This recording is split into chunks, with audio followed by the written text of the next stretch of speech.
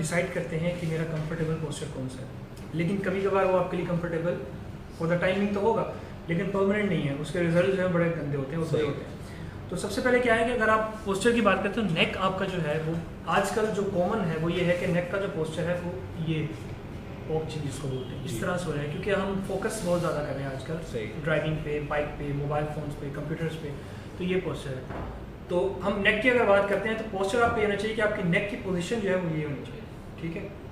अब क्या होता है कि शुरू में देखने वाले जो है आपको वो भी कहेंगे कि पता नहीं इसकी नेक को क्या प्रॉब्लम है, इस तरह करके बैठा हुआ है। और इसके अलावा क्या होता है, जो पेशेंट होगा उसको भी थोड़ा सा सर्वाइव करना पड़ेगा, क्योंकि उसको पेन होगा, वापस रिलोकेट होंगे उसके मसल्स, जॉइंट्स अलाइन होंगे तो उसको पेन होगा। उसका जो पोस्चर है नेक का वो शुड बी दिस, ठीक है, लाइक दिस, इस तरह से होना चाहिए। स्टार्ट ये कोशिश करें कि आपके जो एयर्स हैं वो आपकी शोल्डर्स की जो लाइन है उसमें आए, ठीक है। ये बड़ा वैलिड पॉइंट है, आई थिंक आपके एयर्स जो है वो शोल्डर्स की लाइन। बिल्कुल ये काफ़ी डिफिकल्ट काम है, क्योंकि हमारे पोस्चर्स बहुत खराब होता है, लेकिन एक्चुअल पोस्चर ये होना चाहिए। सही। इसके अलावा अगर नेक की हम बात करते हैं तो जो पिलो है आपका वो भी एक बहुत बड़ा इशू है। बिल्कुल। पिलो आपका ऐसा होना चाहिए कि आप जो है वो जो पिलो पे लेटें, आप अपनी नेक जो है उस पर स्टेबलाइज करें, तो आपके जो एयर्स हैं वो उसमें चले जाने चाहिए। मैं बिल्कुल ले मैं बता रहा हूँ ताकि पेशेंट समझ जाए कि आप जब गर्दन रख रहे हैं अपनी तो आपके जो कान है छुप जाए इसके अंदर, ठीक है। इतना टाइट ना हो कि आपके कान ऊपर ही हैं और आपकी सिर्फ गर्दन जो है वो ही, या आपका जो सर का ये पिछला हिस्सा है, बैक है, यही है, ऊपर कान जो है वो ऊपर ही, ठीक है। तो ये अंदर जाना चाहिए, इतना सॉफ्ट होना चाहिए, सॉफ्ट हो, और ऑब्वियसली उसकी जो फिर थिकनेस है वो भी फिर उसी हिसाब से। बिल्कुल। और आजकल ये जो कह रहे हैं और सुनते भी हैं एक दूसरे से कि मैं तकिया लिए बगैर सोता हूँ, मुझे तो मना किया गया तकिया लेने से, ये भी एक गलत इशू है, गलत कॉन्सेप्ट है। ऐसा नहीं है, तकिया आप लें, पिलो आप लें, लेकिन अच्छा लें, जो आपको अच्छा लगता है आपके पोस्चर के हिसाब से या आपका कंफर्ट के हिसाब से, वो आप जो है वो तकिया पिलो इस्तेमाल करें, ठीक है। अच्छा, दूसरी बात हम करते हैं बैक की। बैक भी बहुत बड़ा इशू है और एसोसिएट है गर्दन से ही, कंप्यूटर यूजर्स जो हैं उनके लिए। इसमें सबसे बड़ा जो इशू आजकल आ रहा है वो आ रहा है लंबर के कर्वेचर का, ठीक है। जब हम बैठते हैं, इस तरह से बैठते हैं या इस तरह से बैठते हैं, इस तरह से बैठते हैं, तो हमारा बैक का जो कर्वेचर है वो थोड़ा सा इन्वर्ट हो जाता है, ठीक है।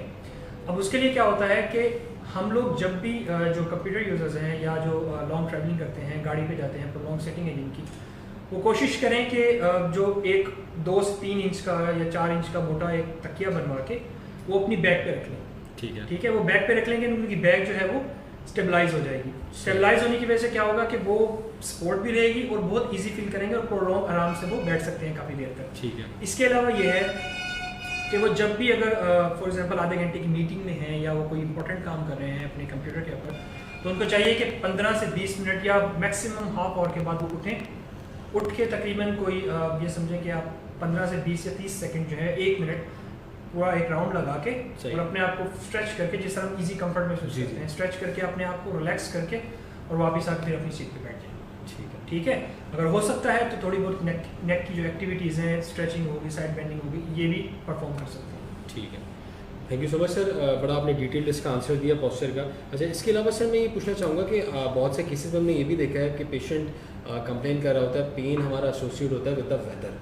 अगर हमारा वेदर ठंडा है या हम अगर कराची से किसी ठंडे इलाके में जाते हैं तो हमारे जो जॉइंट पेन है या मस्कुलर पेन है वो एग्रीवेट कर जाते हैं, या तो एग्रीवेट कर जाते हैं या होने लगते हैं। तो उसका रीज़न वाकई एसोसिएट करता है वेदर से, या फिर एक हमारा अपना ही कॉन्सेप्ट है, माइट बी पॉसिबल कि उसका जो रीज़न है कुछ और अगर ये एग्रीवेट करता है वेदर से तो उसको हम कैसे मैनेज कर सकते हैं? किसी हद तक तो आप कह सकते हैं कि ये एग्रीवेट करता है वेदर की वजह से या इन्वायरमेंट की वजह से, लेकिन 100% ऐसा नहीं है।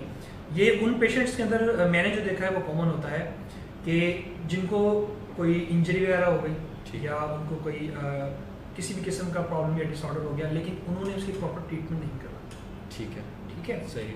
अब वो वेदर उसको जो है वो एग्रीवेट कर सकता है। फॉर एग्जांपल उसको कोई नी की इंजरी थी या कोई शोल्डर की इंजरी थी, वो किसी भी थेरेपिस्ट के पास, किसी ऑर्थोपेडिक सर्जन के पास गया, उसने उसको रेकमेंड किया कि आपने इतनी सेशंस लेने हैं